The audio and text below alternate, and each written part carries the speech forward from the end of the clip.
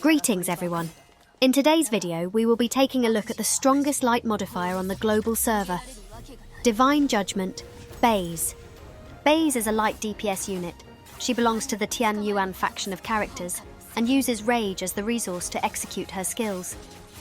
In battle, Baize utilizes her ability Howling Blade to negate all incoming attacks while switching back and forth between her access keys Twin Dagger and dual-edged longsword configuration.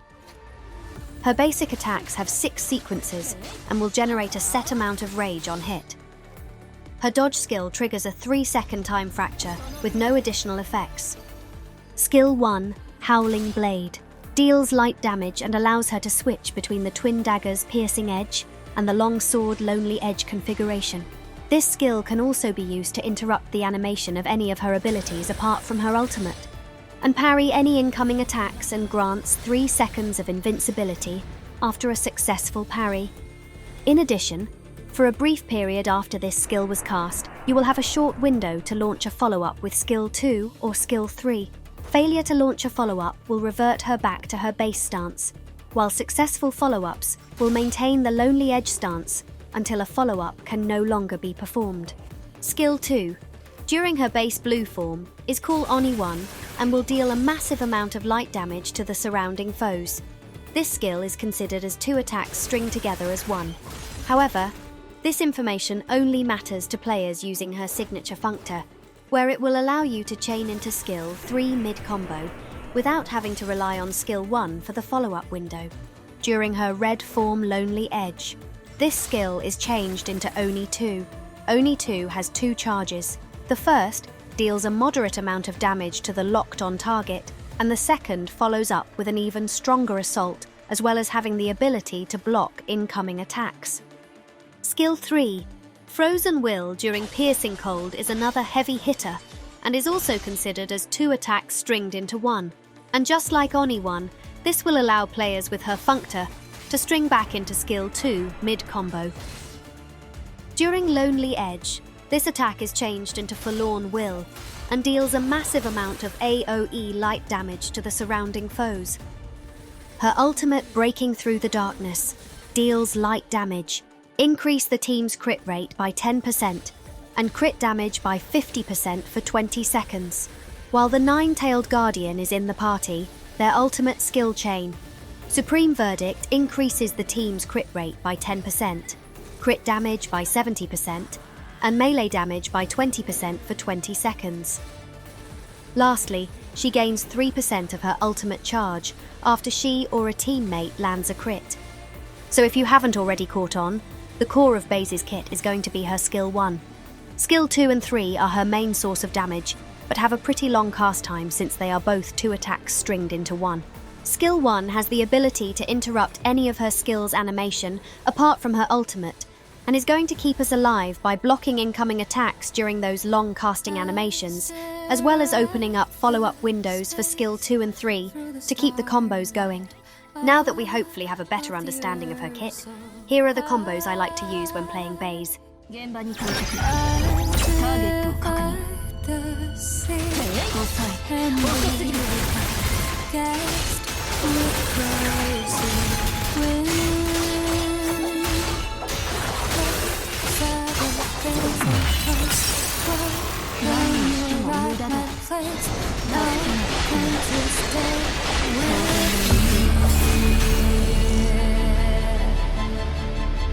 You should not be frightened, God.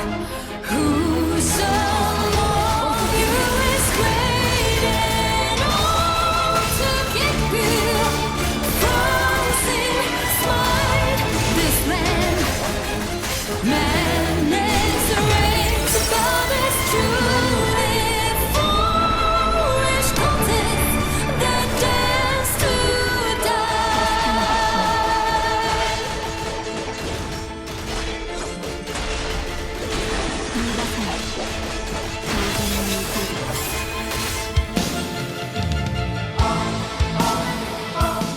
When it comes to Aether Codes, 3 blues are recommended for DPS Baize. This setup enhances Skill 1's base damage and allows it to generate rage on casting. In addition, Blocking an incoming attack will generate 25 rage and reset the skill's cooldown. Furthermore, performing a perfect follow-up grants Baize an insight mark visualized as an orbiting sword. She can hold up to 4 marks, each increasing her damage by 3%. Finally, when Baize has 4 swords, holding the basic attack input will deploy them onto the locked-on target for 15 seconds. While deployed, her light damage increases by 25%, and the enemy's defense is reduced by 15%. Casting skill 1 during this state will consume 1 sword to unleash a massive amount of damage to the locked-on target and immediately reset skill 1's cooldown. Once all swords are consumed, the effect ends. If any swords remain when the 15-second duration expires, they will redeploy and orbit Baize once again. 3 yellow can be used as an alternate DPS line, offering a fast-paced, skill spam playstyle. However, its overall damage falls short compared to her blue line. This setup allows Baize to stack up to 6 piercing cold or lonely edge marks, with each mark increasing skill damage by 3%. After casting Howling Blade, if the marks match her current form, she restores 15 rage per mark held. When Baize reaches 6 marks, casting skill 1 consumes all of them to enter the punishment state. During this state, her attack increases by 25%. She gains super armor, damage taken is reduced by 30%, and all skills no longer cost rage or have cooldowns for 12 seconds. This line is incredibly fun and more forgiving than the blue code, though the trade-off is some overall potential damage. Lastly, 3 red codes form Baize's support-oriented path, but considering she's currently the strongest light unit in the game, it's unlikely to see much use. For our Functors, Otherworlder Zheng is a serviceable option for free-to-play. This will increase normal attack damage, skill damage, and ultimate skill damage base on the modifying level. Of course, her signature Functor Otherworlder Minyu is best in slot here and will provide her with a myriad of buffs.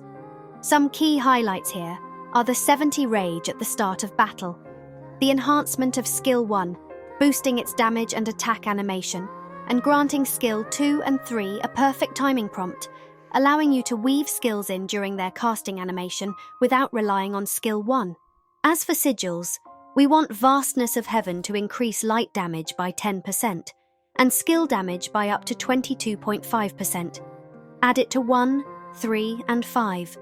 For 2, 4, and 6, the new Myriad Tomes of Enlightenment is best in slot, especially for those using her signature Functor and can make good use of her counters during combat.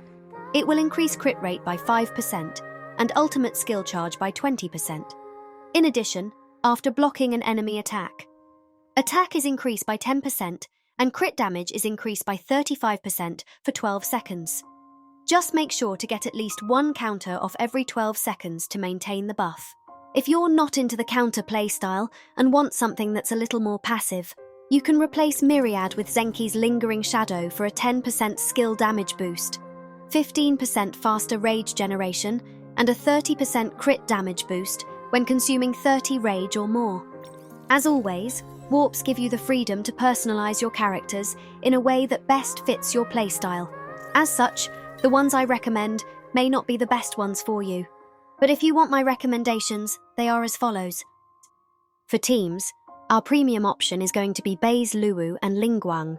If you don't have access to Ling, she can be replaced by Hera, Verthandi, Heimdall, and even Blue Code Wadjet, which synergizes pretty well with the Tian Yuan's Gen Zone Functor. In the future, and by future, I mean hopefully next patch, Skuld can also fill this spot. If you don't have Luwu, you can play her as a standalone in a Verthandi and Hera team, Light Tier and Apollo team, or with Osiris and Horus. And that concludes our guide for Divine Judgment Baize. For everyone wondering whether she's a must-pull or not, let me ask you this. Would summoning for Baize mean missing out on the next rate up? Baize is definitely stronger than Verthandi, but if pulling for her means you'll have to skip Skuld, who should be the next rate up, then I obviously can't recommend her, especially since Verthandi already handles light weakness enemies just fine. However, if summoning for Baize won't affect your chances of getting the next banner character, then yes, she's a solid upgrade over Verthandi and absolutely worth picking up. Anyway, That's our time. Good luck on your summons, and as always, until we meet again, friends.